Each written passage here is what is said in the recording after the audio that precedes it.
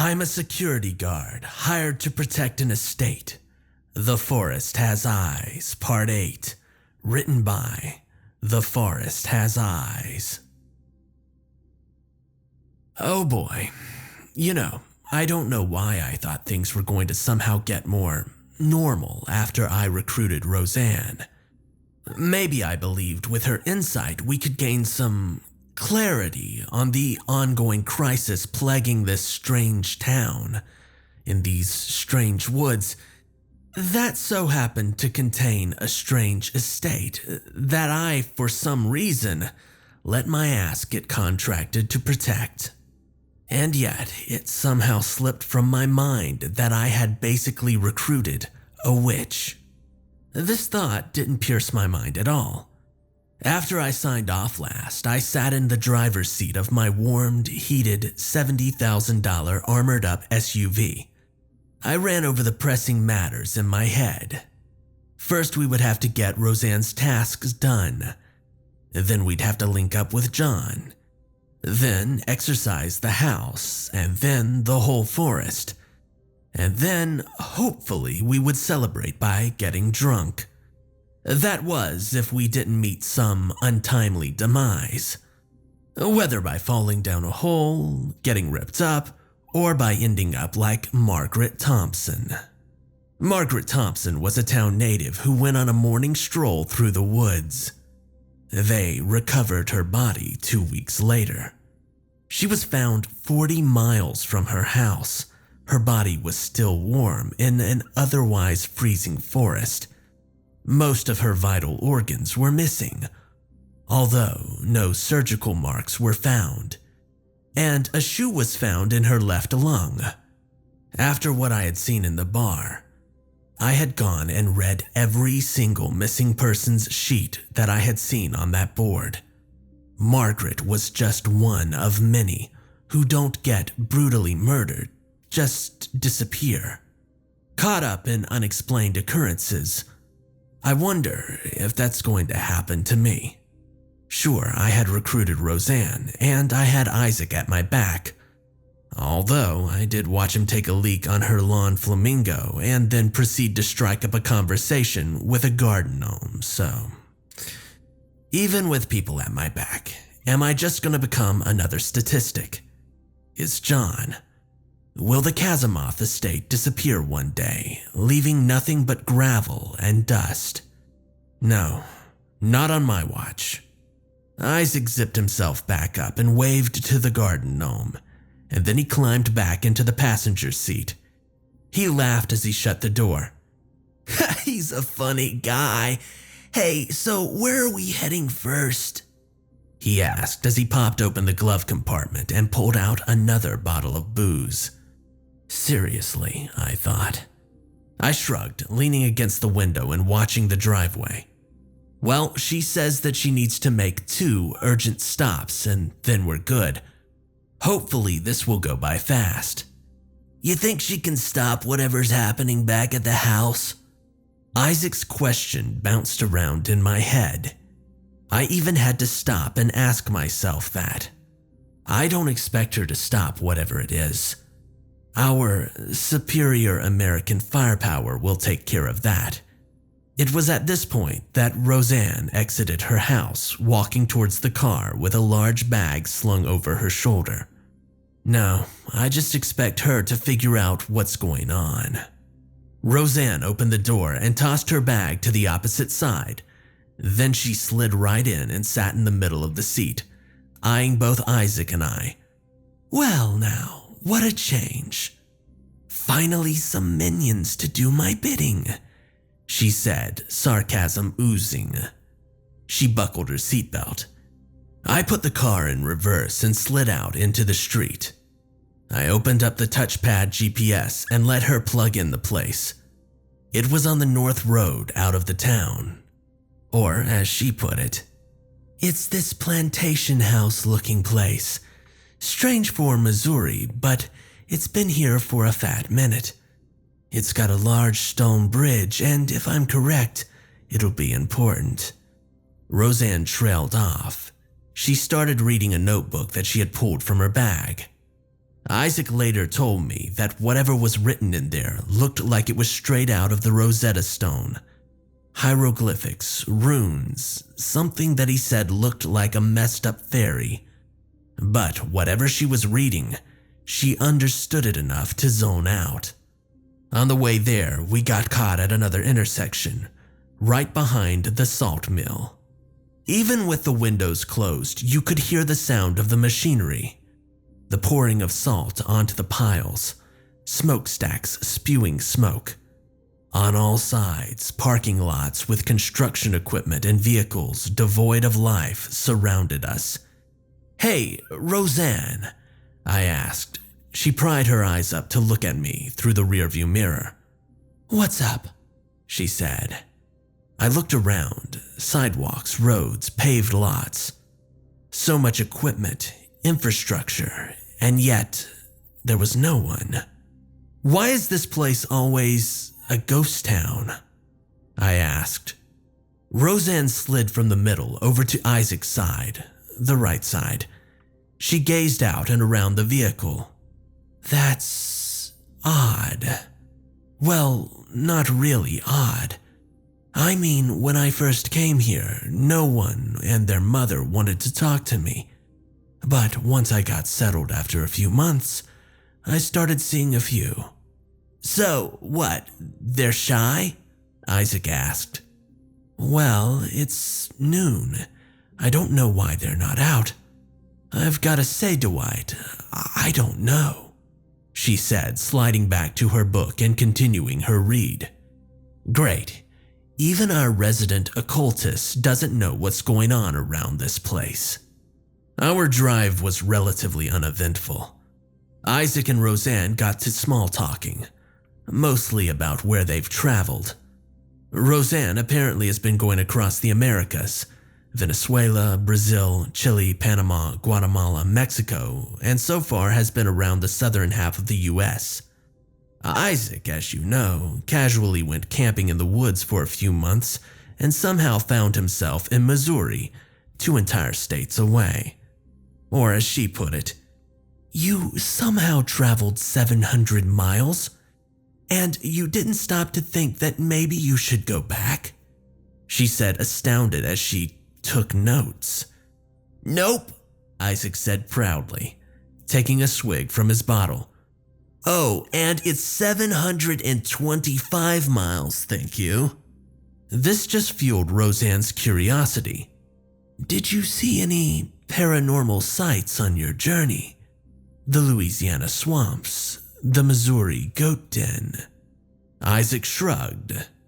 He scratched his hairy chin and pondered, eyebrow raised above his eye patch. "Not really. I did hear a lot of things outside my tent. And I'm pretty sure there were like 10 whole silhouettes standing around me back in North Texas. 'Twas a weird place, a gas station. I couldn't tell you what state. Weird fellow, that guy." This sort of talk went on for what I thought was hours, and the drive could have only been 20 minutes. The road led through a small patch of trees up to a large T intersection. Dead ahead was the stone bridge. The bridge was probably around 100 yards across the river. To the left was a road that followed the river, and to the right. Alright, now, how do I explain this? The river curves, forming a large swath of land to the right side of the bridge, and on that piece of land lies a cultivative mass of cherry trees, hedges, groomed grass, and a stone and metal fence, all leading to a large iron gate. So we pulled up to the iron gate. Roseanne waved to a camera mounted on the top side, and then the gates slowly opened. A small driveway led to a circle drive, and a large, white-painted plantation house. It was just as she had described it. Stone columns, old but well-maintained furnishings on every inch, from the ground to the tiled roofs. As I pulled up in front of the house, Isaac let out a long whistle. "Man, someone is rolling in the green out here. Look at those columns." He was right. Whoever lived here, they were wealthy. And as I've learned from Cazamoth, sometimes the wealthy need help dealing with demons underneath their tiled roofs. "Well, let's go, lads," Roseanne quipped as she stepped out of the car. Isaac and I looked at each other, and then we followed. He shoved the bottle of Jameson into his cargo pants and straightened his cap. The beeping sound of me locking the car was one of the only audible noises around us. Silence and the cold autumn wind blanketed the property. Roseanne knocked on the door, standing tall and professional as she waited. I leaned on one of the columns, arms crossed, trying to look like a background character while she worked. Whatever went on, I wanted to keep a keen eye on it. It might come in handy later. Isaac sat on the edge of a flower pot near the opposite column. Then he fell in and tipped the pot over, causing it to spill out onto the steps below. I was caught somewhere between laughing and sighing, and Roseanne said something to the effect of, why did you, before she heard the audible sound of footsteps heading her way. Isaac was quick on the mark as he swept away the dirt behind the column, then tossing the cracked pot off the porch into a hedge as the door opened.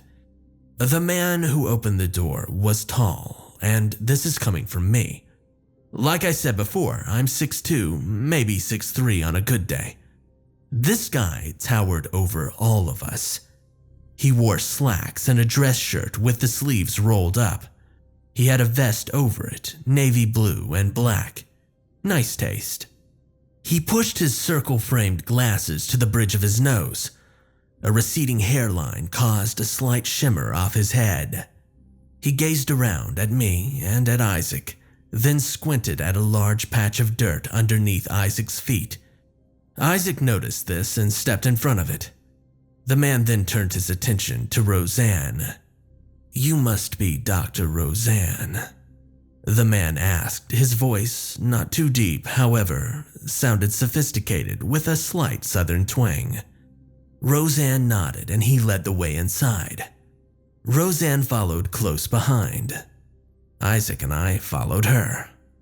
"Dr. Roseanne," Isaac said, cackling, to her ire. "What's your PhD in? Possessed trees?" The man led up to a very decorated living room. Dark oak wood furnished the entire inside. There was a fireplace near the back corner, family pictures, autumn decorations, and a reoccurring dark red on all of the fabrics created contrast. It wasn't hard to look at, it was just a little strange. On a large lounge chair sat an older woman. She was maybe in her mid-50s. She wore mostly hand-knitted items, such as a scarf, sweater, pants, shoes. Would those have been slippers then? And she had a skinless cat that sat on her lap.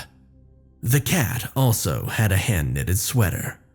"Mrs. Marks, this is the professional that you requested a few days ago. Dr. Roseanne," the man said. The woman nodded. The tall man strode off into another room. Roseanne took the lead, and Isaac and I hung back at the other side of the room. "Mrs. Marks, it is really a pleasure." Roseanne was cut off as the woman stood up, waving her hand.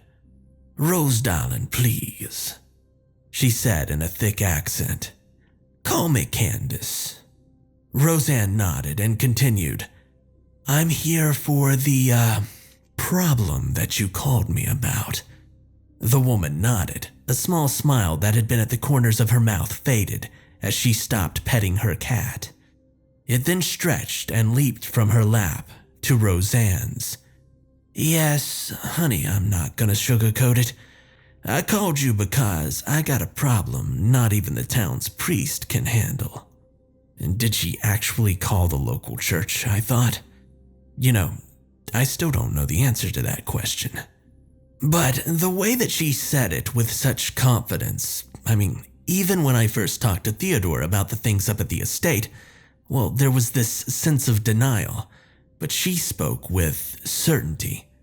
Yes, Candace spoke like I now speak. That meant that she was sure of what she was dealing with. It started a few weeks ago.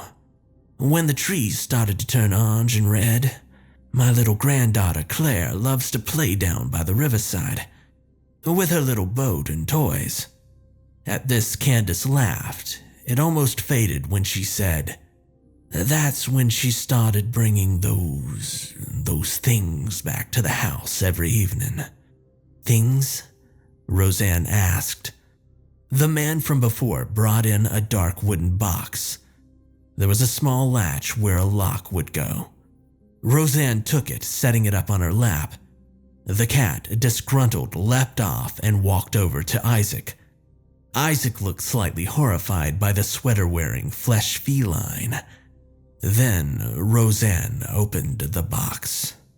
She pulled out a golden locket, although you wouldn't know that unless you got as close as I did. Rust and decay had set in. The previous clam-shaped piece was now a dark brown. Inside were more items, all with deep personal connections. Bracelets with names, necklaces with inscriptions. The list went on. She said that she was given them gifts for playing with the lady. I didn't know what that meant.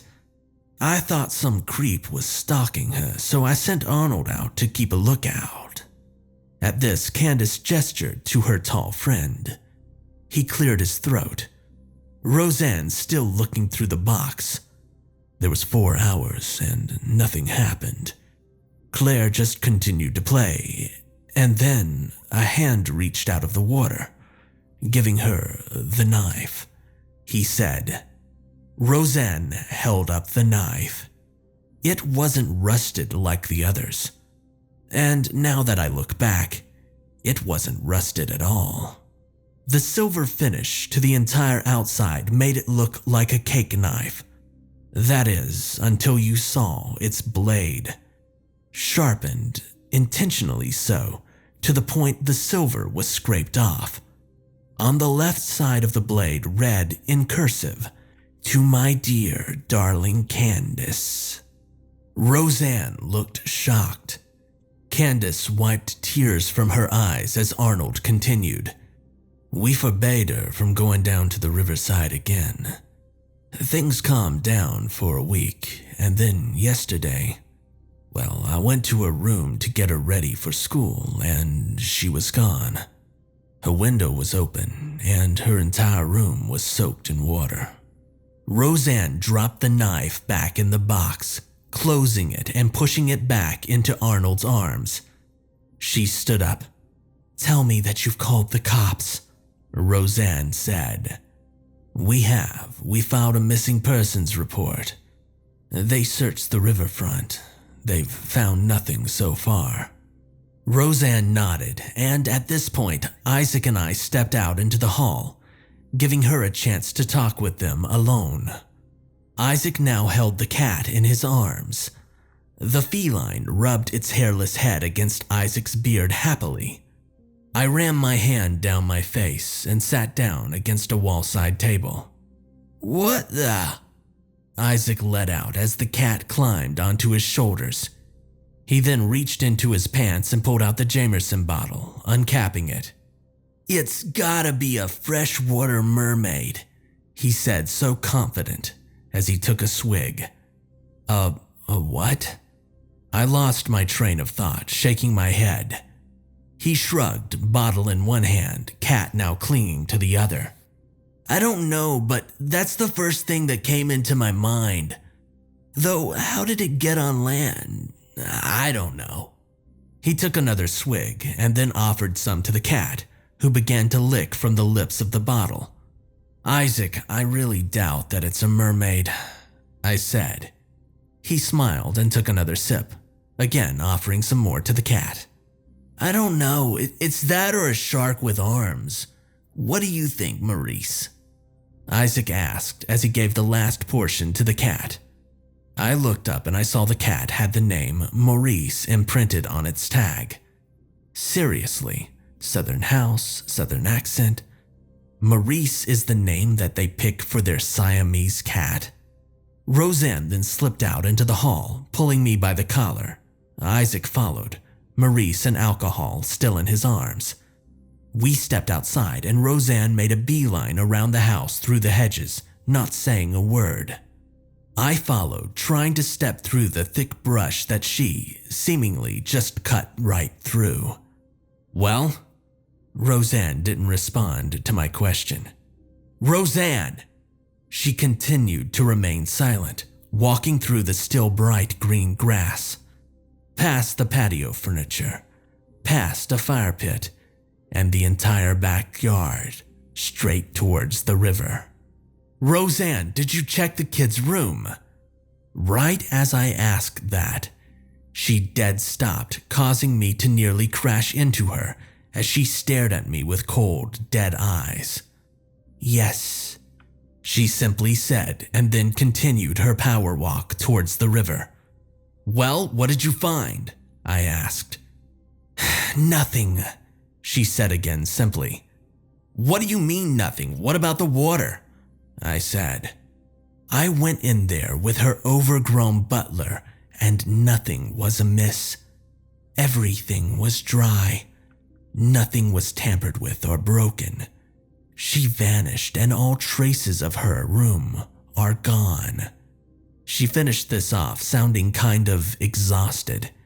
She stopped 20 yards from the river, near the bridge. Well, what did you expect? Isaac said, walking up to us, still feeding alcohol to Maurice, who was still in his arms. A mermaid's not gonna leave a calling card after kidnapping a kid. It's not a... I stopped, noticing something. Did you hear that? Roseanne asked. Nope, Isaac said before taking his 47th swig of the hour. Exactly, Roseanne said, turning to us. This river is one of the main waterways in the area, and it's standing still. She was right. I looked over the water. There was nothing, not a wave or a ripple, not a cut in the liquid. Absolutely nothing. Well, the river's haunted. Case closed. Can we go deal with the ghoul ghost in our basements now? Isaac asked, and Roseanne looked like she was about to turn and give him the be-all end-all of ass chewings. That is, until I stopped her. All right, it's your turf. What do we do? The simple question stopped her and she paused. She placed her bag on the ground and then knelt down for something inside. We're going to have to go into the water. Ha! Isaac said, letting Maurice polish off this bottle. Okay, take a swim in the kidnapping river. Gosh, Dwight, you really like to recruit the best of humanity, don't you? Isaac said. Look, if there's any sign of her, or remains, it's going to be in the water. We can look all we want, but we won't get any answers unless someone grows a pair. That is, besides me, and goes in. She was right. I reached down and tucked my jeans into my boots. If I was going in, I wasn't going to get my ass bitten off by some weird-ass eel. I approached the river, eyeing it shore to shore. It stood dead still. The kind of stillness a glass of water has when it's left in a lifeless house. The kind of stillness a pond has when no life exists within it. I took a step in, braving the waters and creating a ripple. Something in my stomach told me that I might have just pissed something off, but my hand reaching into my jacket and pulling out my Glock told me that I was all but done with caring if a demon was pissed at me or not. So, what am I looking for exactly? I said as I trudged through the water. The water felt cold, like it was freezing my legs. I gazed around. I don't know if it was the dirtiness of the water or some pollution from the salt mill, but I could barely see through the 2-foot deep river. Wait, it's 2 feet deep? How was anything going to even fit in here, let alone avoid being spotted for weeks? Roseanne stopped, gazing through her book as she held her hand to her chin, contemplating the situation. "The bridge," she said. I turned back to her and Isaac, and I think even Maurice did. Or maybe he was just mimicking Isaac. "That place has a whole lot of bad mojo surrounding it. Runes, tales of sacrifices during its construction. It has to be some kind of catalyst." Great, she just told me all of this now, after I stepped into the possessed river. So anyway, I began trudging to the bridge, slowly, agonizingly slow. Each step, I expected to step on a skull or a bone or something. Every other step, I expected to get pulled under and drowned. But it never happened. I reached the arc closest to our side of the river, my trucker and witch compatriots following close from the river's edge. Every step that I took was a feeler.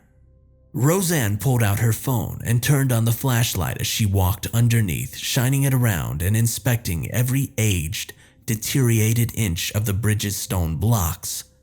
"You can feel it," she said, turning back to Isaac and I. "It's in the air. The aura of this place." She wasn't wrong. The second that I trudged through the water under the bridge, the feeling in the air shifted. Something wasn't right. Now, I've never been a religious person, although now I guess I am a superstitious one. But this feeling struck a chord with me. From what I had seen downrange in my army days, that raw, bitter feeling. This was an evil place. This place felt evil. Roseanne flipped open her book and began inspecting some insignias carved into the rock. I shined my Glock's tack light, a small LED mounted onto the bottom, into the water. It was murky, whether due to the dirt that I had kicked up or to pollution from the mill. I'm still not sure. I could barely see my own feet.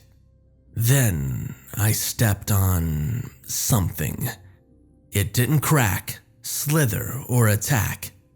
I felt a corner of something poke into the rubber bottom of my boot. I gave the heads up to Roseanne and Isaac. I slipped off my jacket and I tossed it to him. I then made the bold choice of reaching down into the water to retrieve the item. Was that the smartest choice? No. But we needed to get a move on and figure out what we could do for Candace and her missing granddaughter. I felt around, the icy cool water numbing my hands as I dug through the muddy dirt, searching for something, anything. Then I felt it. The texture felt grainy. Is that even a term? Straight lines ran across it with sharp, although worn corners, forming a strange square. No, it formed a box. I pulled it from the depths of the river, holding it up as the water splashed around me, and I shined my Glock's light on it. It was a well-carved box, with etchings on the top and bottom.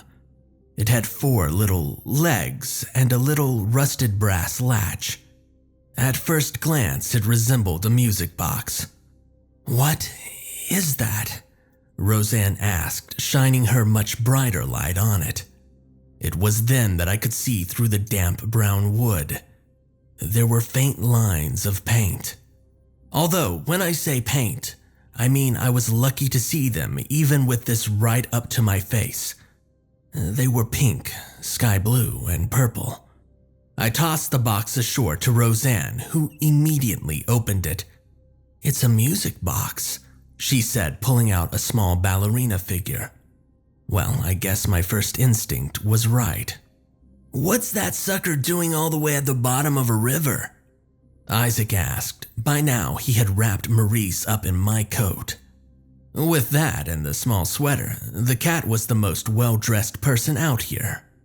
I shined my light back to the river below, and I stuck my hand back in. I then felt a smooth surface. like one of those brand new faucets just after it's been polished. And then I felt another. It was like wet fabric. And then I felt a spiky one and a rough one. "Roseanne!" I called, cautiously grabbing a handful of whatever from the bottom of the river. Roseanne shined her light on my hand as I fished up. They were a collection of toys, items that would belong to children. I tossed them onto the grass just outside of the bridge's arc. The smooth surface was an old rusted race car, one of those older ones from the 20s. Then there was a ballet slipper and a beat-up old baseball bat. "What the?" Isaac said. He and even Maurice were gazing down at the pile. Roseanne walked over, getting a close inspection of the items. I went back to digging. I felt more than just that down there, and despite my hopes, I was right. There were more toys. Dinosaurs, blocks, swords, for all age ranges, for boys and girls. There wasn't any discrimination. I pulled out maybe 20 of the things down there before I stopped. Roseanne sat on the grass, arms around her legs, shaking her head. Isaac remained silent through all of this, and then he glanced over at me. "Hey, weren't those clothes you found in front of the driveway this morning? And didn't they belong to kids too?" Then a moment of panic struck. As the water calmed down, the waves slowly stopped their sloshing and splashing, returning to the silent, dead state that it had been in. Nothing had touched me. In fact, through the numbing cold of the water, it was hard for me to tell if I was even on solid ground. Then, as clear as day, I felt something grab hold of my left leg and drag me towards the center of the river. No, I thought, I was not going to become another statistic. I aimed my Glock into the water just a couple of feet from where it was pulling me. I squeezed the trigger faster than a machine gun. The 9mm rounds fired off one after another into the murky depths. Water splashing violently in my face as I backed up, fighting my way towards the shore. Through the ringing in my ears, I heard Roseanne and Isaac yelling, and whatever had grabbed me slowly let go. I planted a firm foot on the ground and I charged out, now soaked from head to toe in cold river water. I dropped my pistol's magazine and slammed another in and turned. My ears were still ringing, so I barely heard Roseanne as she ran up, grabbing me by the shoulders and began shaking me. What did you? Roseanne's voice sounded distant, distorted even. Between this and Isaac's deafening me in the basement, I was gonna need hearing aids. What did you see?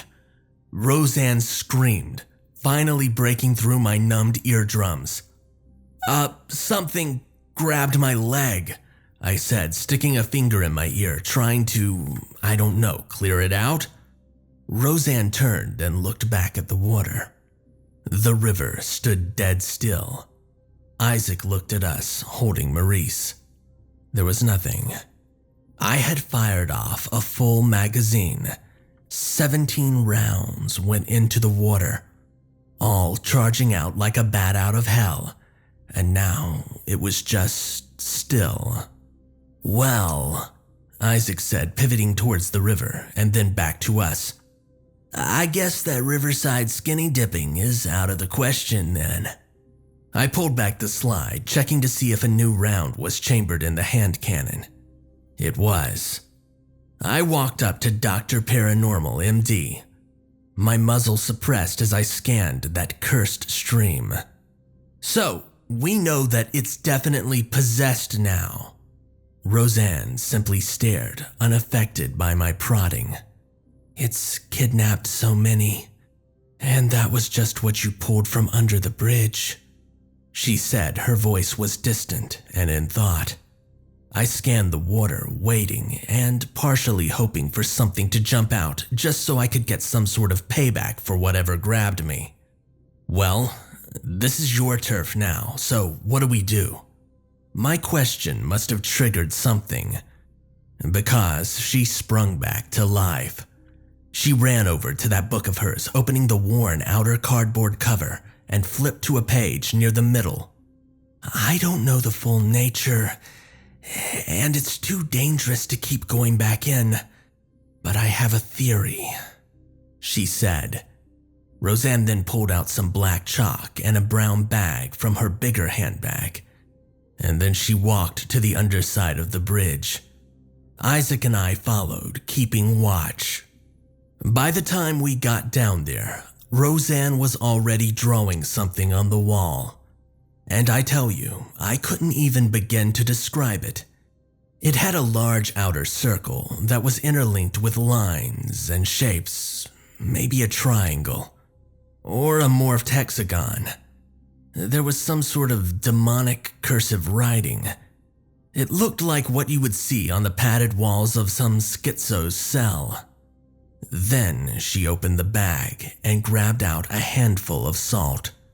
She smeared one handful into the cracks of the old bridge, then poured some out on the walkway beneath her, before taking a chunk and tossing it out into the water. This caused the water to literally bubble, only slightly, and I think that it might have even hissed. It's a bit of a hypothesis, but I think it might work, she said as she walked back to her bag, packing up her supplies. So, Isaac said as he looked back to the symbol on the wall, what's up with your possessed stencil artwork? That is an exorcism room. Gaelic. Well, at least my sources think that it's Gaelic. It was found in an old tomb on an island in the North Sea. It could also be Scandinavian, she said. But if you asked me, from how it looked, it could have been Martian. So, is that it? I asked. Roseanne slung her bag over her shoulder. She then dipped her head, looking towards us. Sometimes there's not a lot you can do. We can only hope that it does something. If not for Claire, then for whoever might be in its sights next. Head back to your car, I'll speak to Candace. And with that, she walked up the grassy slope towards the house. Isaac and I made the quiet journey back to the SUV, and with simply a click of the key, the car unlocked. I slid in and I blasted the heater, hoping to dry off my soaked clothes. Isaac slid in, Maurice still wrapped in my jacket. Wait, Isaac, that's not yours, I thought. Isaac, I said. He turned, confused as to what was the matter. You've got to give that nice lady her skinless demon back, I said. Isaac then literally scoffed, pulling Maurice close. First off, he's not a skinless demon, he's a Siamese angel. Second, oh, come on, Dwight, he said, trying to pull some puppy dog eye on me. Maurice rubbed his skinless head on Isaac's beard. Isaac, stealing things from creepy southern people in the woods has never gone well. Like, ever. And God knows if she has 17 more wandering truckers just like you in her basement. Oh, but... Isaac, just take Maurice back to the house, I said. And with a groan and a long, fine, Isaac hopped out of the car and slowly shuffled back up to the manor. I reclined in my seat, letting the heater slowly dry off my clothes. I tried to blast some music on the radio while typing some of this up, but I noticed that after 5 minutes, nothing came on the radio. And I mean nothing. Not 93.9, not 101.1, not 34.7. And yes, that is apparently a possible channel. There was nothing. There wasn't even radio static, it was just well, the sound of the cool breeze coming through the radio. This thing operated off of satellites too, so it couldn't be a broken antenna.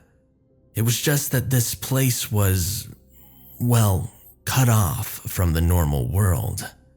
I paused my haunted blogging session because I noticed Isaac and Roseanne heading back to the car.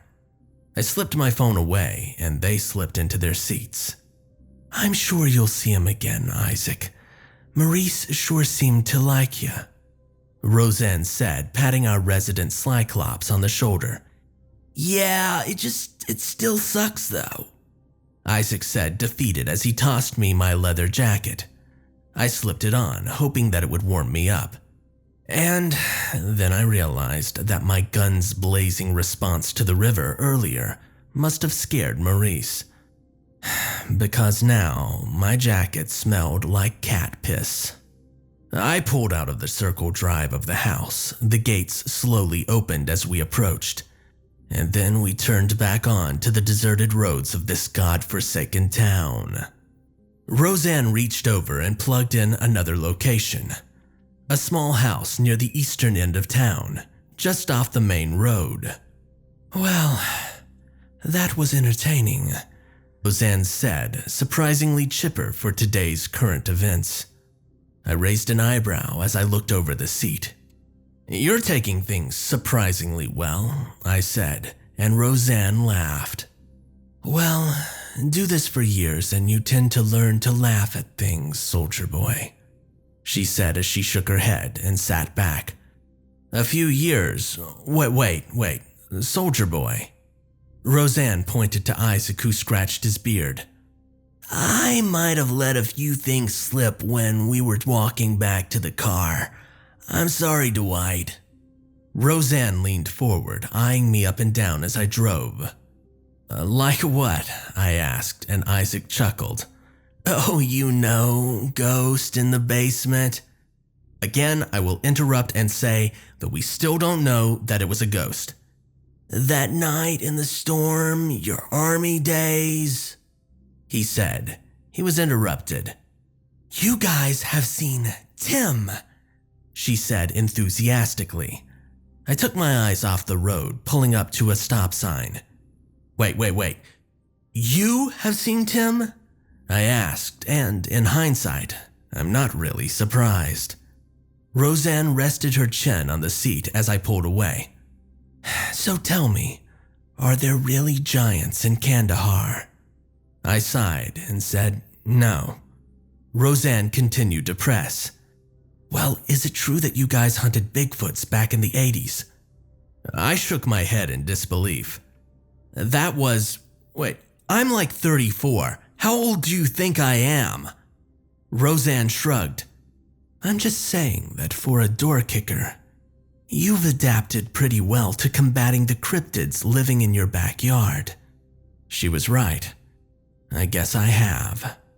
"All right, miss, here's a counter question," Isaac said. "What is going on with these woods?" he said, motioning around him. Roseanne sat back and just shrugged. "Where do we start? There are disappearances ranging all the way back to the 70s. You've got people turning up dead in ways thought unimaginable. There are stories of shapeshifters and attacks on campsites. Have you seen the stairs?" I raised an eyebrow at this. "Yeah," Isaac said, nodding his head, and I looked at him, then back at her. "Stairs?" Roseanne shivered. "Yes, just don't go near them. But back to what we were saying. The woods are, well, they're a bloody mess. And the things that you seem to have been encountering, well, don't call me Captain Obvious, but it's organized. Your boss must have really pissed off something." Yeah, I thought. If only Theodore answered any of his calls or any of the questions on his voicemails, that would be nice. The GPS dinged as we reached our next stop. The street we were on was well maintained. It had modern houses made of red brick and concrete lining the streets. Pulling up in front of the house, I could see a TV and lights on inside. "So, what's the deal with this place?" I asked, checking my weapon before stepping out. "We'll see," she said cryptically. It's then that the car's screen buzzed and a very long-awaited name popped up on the screen. The screen read, "Incoming call, Theodore Cazamoth." I heard Isaac swear and slash the dashboard. "About time." I gazed back at Roseanne. "You and Isaac take this one. I've got some things that I need to hash out with my boss." Roseanne and Isaac cleared out of the car and began walking up to the house. I pressed accept on the screen. "Hello." The pompous voice of my boss, Theodore J. Cazamoth, entrepreneur, shareholder in several companies, and officially the worst real estate investor this side of the free world, came through the speaker. "Dwight, are you there?" "Theodore, it's about time you call," I said. He was a millionaire, my boss, but after the past few months, I could not contain whatever anger was boiling in me at that point. "Oh, Dwight, watch your mouth, young man. That's extremely uncalled for, I assure you." "Uncalled for? Are you serious?" Now, this man is either delusional, in denial, or the most straightforward liar that I had ever encountered. And I've traded words with lieutenants a lot. In retrospect, he was probably all of the above. "Now, Dwight, I did acquiesce to your unorthodox request that I lend-lease you money out of my own pocket. I would appreciate some gratitude considering you, yourself, could not make do with the equipment that I had given you." Arrogance soaked his voice. "Wait, you slap a private estate down in the forest that is more haunted than the Somme battlefield, and you expect me to drive off the demons with a 308 bolt action and a positive attitude?" "Well, I mean, coming from the gung-ho former sergeant, now monster hunter, and dragging my son into town on your private escapades." I raised an eyebrow. "How did you?" I said, but Theodore interrupted me, laughing through the phone. "Look, you can't expect to post everything up on the internet and not see my company's private forums blow up with requests about your little blog series, can you?" Well, that should have been expected, I thought. "On top of the bad reputation you're giving me and the constant pandering that I have to make to my investors, you, my friend, are becoming a thorn in my side, and I dislike thorns, Dwight." "So, you really expected me to stay with what we had? To wait for the enemy to break through the gates and kill us all, including your son that you left here?" I said. Theodore's line grew quiet. "Look, I'm not gonna act like you didn't know what was going on, Theo. I know you do. But don't try to take some high ground when you neglected your only child." And then Theodore laughed. I mean, like really laughed. Like the kind of laugh that had the weight to send a shiver down my spine. That kind of laugh. "Dwight, you really should have just kept your mouth shut and done your job. Sure, sometimes it might get scary. Sometimes it might get froggy, as you dumb grunts say. But that's just what men like you are paid to deal with. Instead, you had to try and be a hero, to do what you think is right and meddle in business that's certainly not yours." He said, "Well, it became my business the moment you dragged me out to this place," I said. "Well, I don't think you'll have to worry about that for long. Dwight, I'm coming back in the next few weeks with some company backup. So unless you want to be one of those people who goes missing on that corkboard down in the pub, well, get your ass back up to the manor, lock and load your tricked-out AR-15, and stay put." If we had been face to face, Theodore and I would have been burning holes into each other's heads. The tense silence was only broken by the sound of him clearing his throat. Whatever devilish tone he had just had dropped and left only the naive-sounding Theodore that I remembered. Make sure that John isn't gone too long, Dwight. I would hate to have to send a search party out in the winter. The ones around here never get the job done. That's a bad joke. I'm sorry. Anyway, stay safe, Dwight.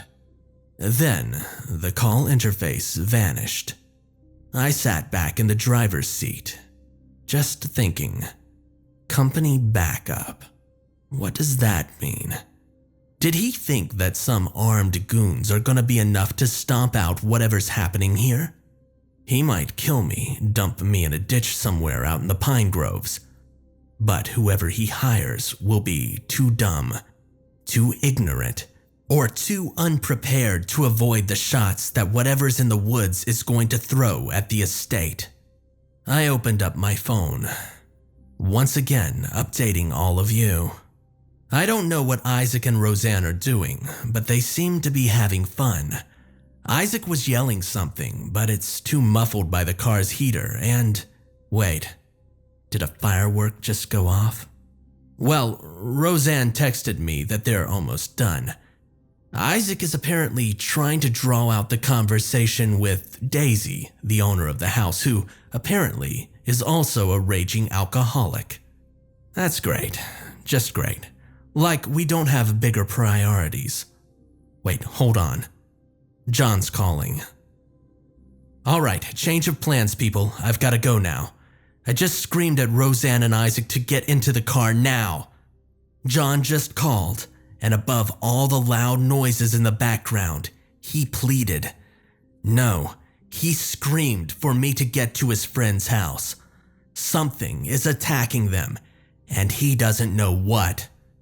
I've got to go. No time to wrap things up. I'll be back.